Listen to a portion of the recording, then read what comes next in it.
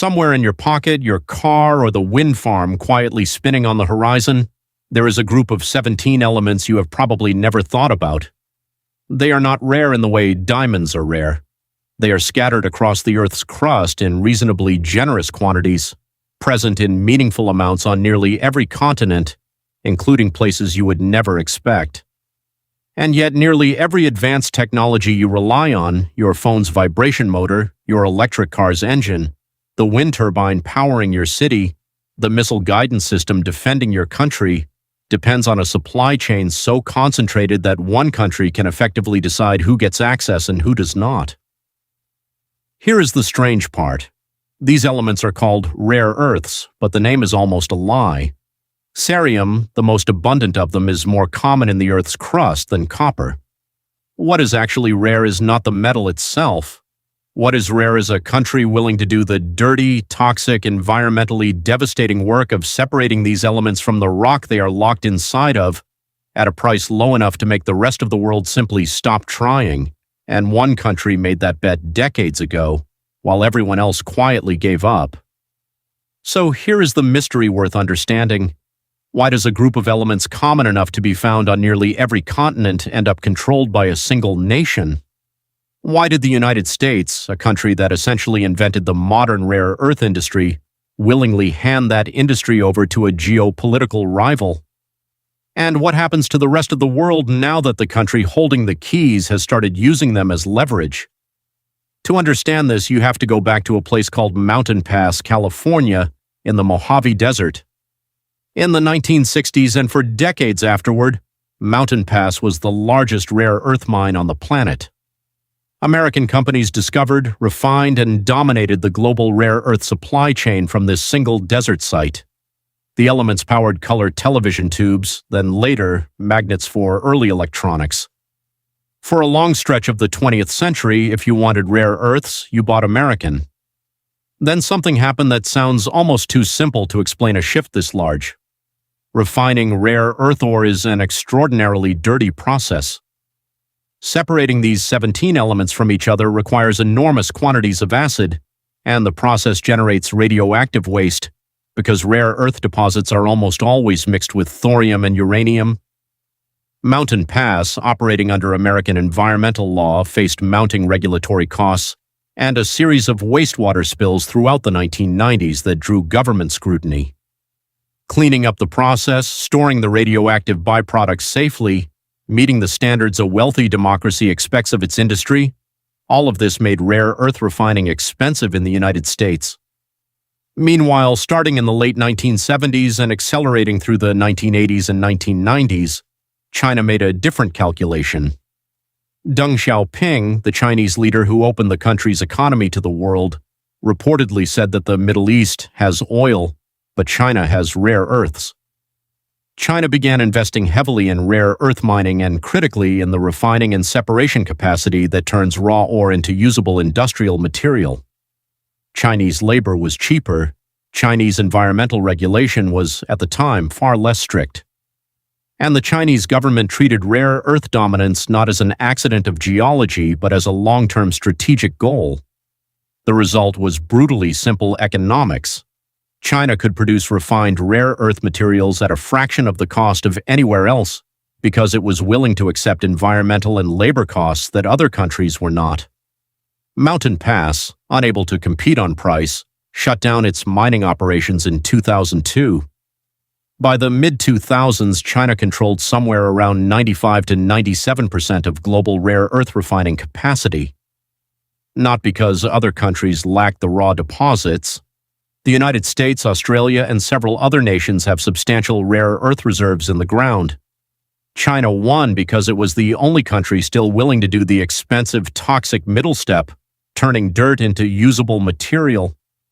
This is where the story stops being a simple tale about cheap labor and starts revealing something deeper about how modern supply chains actually work. Rare earths are not valuable because they are hard to find. They are valuable because turning them into something usable requires infrastructure, expertise, and a tolerance for environmental costs that took China decades to build and that no other country has meaningfully replicated since. Even when the United States restarted mining at Mountain Pass in 2017, most of that ore was still shipped to China for the final refining steps, because the separation facilities simply did not exist anywhere else at scale. Why does this refining bottleneck matter so much? Because rare earths are not used in isolation. To understand why separation is so brutally difficult, it helps to know what these elements actually are. The 17 rare earth elements sit together in a single block on the periodic table, and chemically they behave almost identically to one another.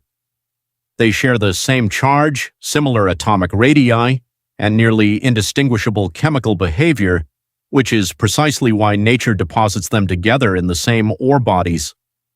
Separating neodymium from praseodymium or dysprosium from terbium is not like sorting different metals with different melting points.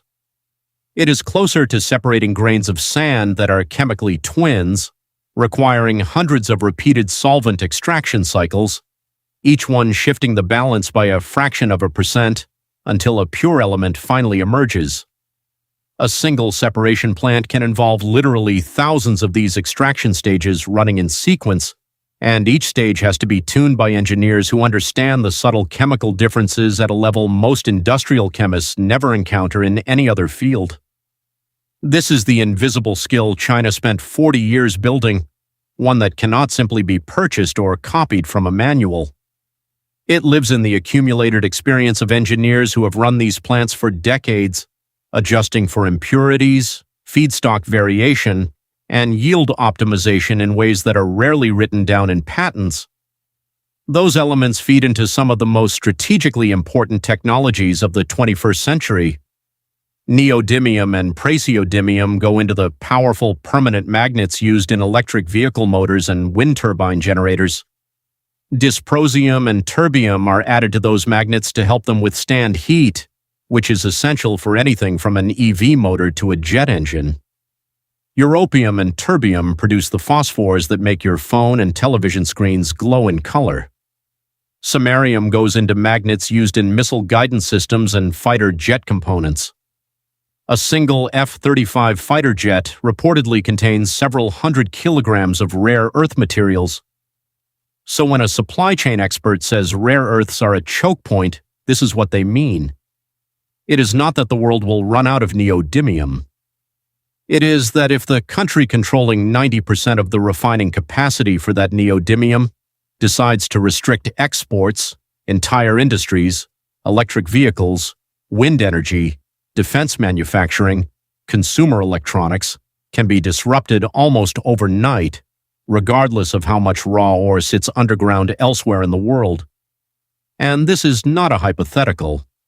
In 2010, following a maritime dispute with Japan near the Senkaku Islands, China briefly halted rare earth exports to Japan.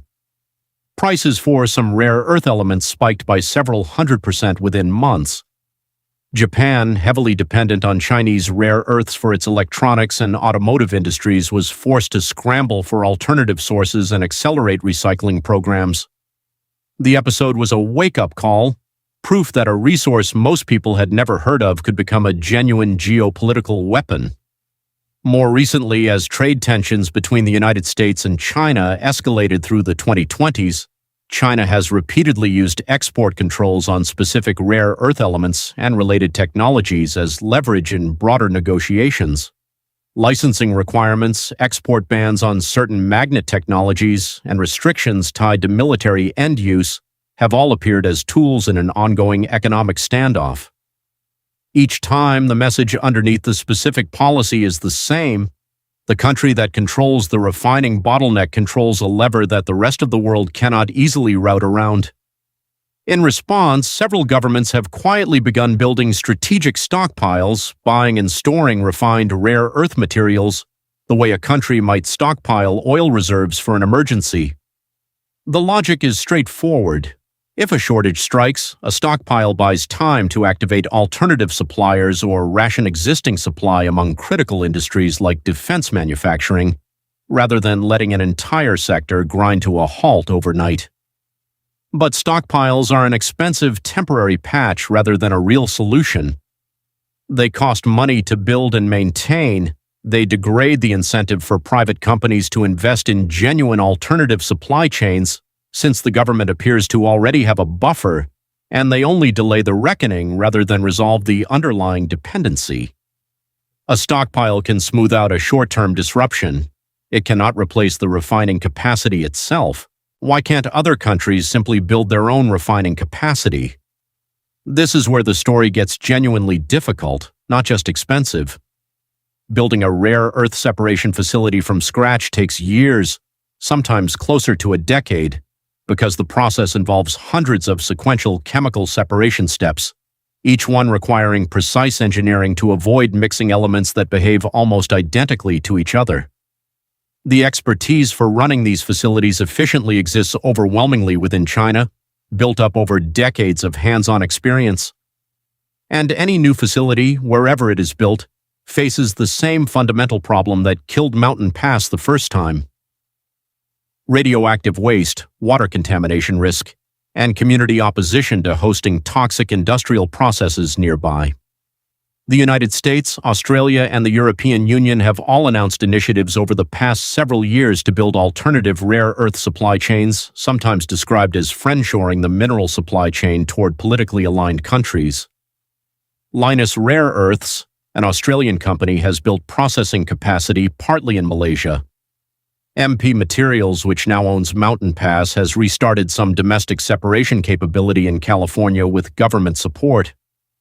But even optimistic projections suggest these efforts will take until the early 2030s to meaningfully dent China's market share, and even then, likely only for a portion of the 17 elements, since some of the heavier rare earths remain almost exclusively processed in China. There is also a quieter, less discussed piece of this puzzle: recycling. Roughly 1% of rare earths are currently recycled from end-of-life products, despite the fact that old electronics, decommissioned wind turbines, and retired electric vehicle motors all contain meaningful quantities of these materials. The reason recycling remains so low mirrors the refining problem itself. Extracting rare earths from a used magnet requires similar chemical separation expertise to extracting them from raw ore, and building that recycling infrastructure has simply not been a priority until the geopolitical stakes became impossible to ignore. So, who benefits from this arrangement, and who bears the cost? China benefits enormously, both economically through its dominant position in a market, feeding some of the world's most valuable industries, and geopolitically, through the leverage that dominance provides in trade negotiations and diplomatic disputes. Consumers worldwide have benefited for decades from artificially low prices for rare earth materials, since China's willingness to absorb environmental costs kept global prices well below what a more distributed, environmentally cautious supply chain would likely charge. But that arrangement carries long-term costs that are only now becoming visible. Defense planners in the United States and allied countries have grown increasingly uneasy about depending on a strategic rival for materials essential to modern weapon systems. Automakers racing to build electric vehicles face supply chain risk that could bottleneck an entire industry's transition, and the communities living near Chinese rare earth processing facilities have paid a cost that rarely makes it into Western headlines about phone batteries and wind turbines. Baotou in China's Inner Mongolia region is where this becomes physically visible. The city sits beside a massive tailings pond, a man-made lake filled with the toxic byproduct of decades of rare earth separation, containing acids, heavy metals, and low-level radioactive material.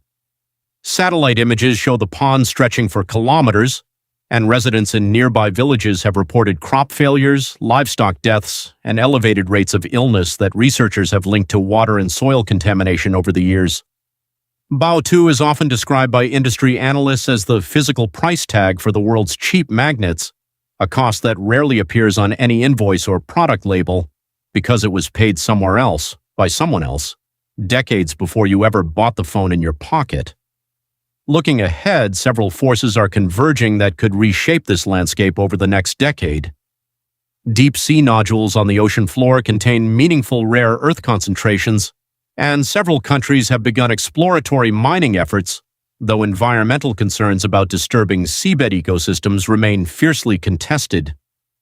Some newer magnet technologies are being engineered to reduce or eliminate dependence on the heaviest, most difficult to source rare earths, trading a small amount of performance for supply chain security. And recycling technology, still in its infancy, could eventually turn the world's growing stockpile of retired EV motors and wind turbines into a meaningful secondary supply, reducing reliance on freshly mined material altogether. None of these solutions are close to displacing China's dominance in the near term. Each requires the same thing rare earth refining has always required: years of patient, expensive, unglamorous investment in infrastructure that offers no return until it is already built. That is the same bet China made in the 1980s, when nobody else wanted to make it. This is the same efficiency versus resilience trade-off that shows up again and again in modern globalization.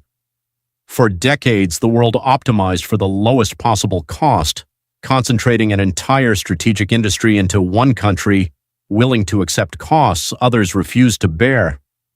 It worked beautifully as long as geopolitical relationships stayed stable and nobody needed to test what happens when the country holding the keys decides to use them.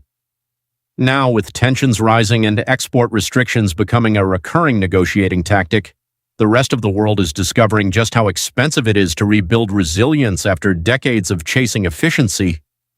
Which brings you back to that phone in your pocket, that electric motor humming under an EV hood, or that wind turbine spinning quietly on the horizon. None of it works without 17 elements most people cannot name, refined almost entirely by one country that spent decades building an industry nobody else wanted, and now holds a form of quiet leverage over nearly every advanced economy on the planet. The rare earths were never actually rare. What was rare and still is a country willing to do what everyone else gave up on.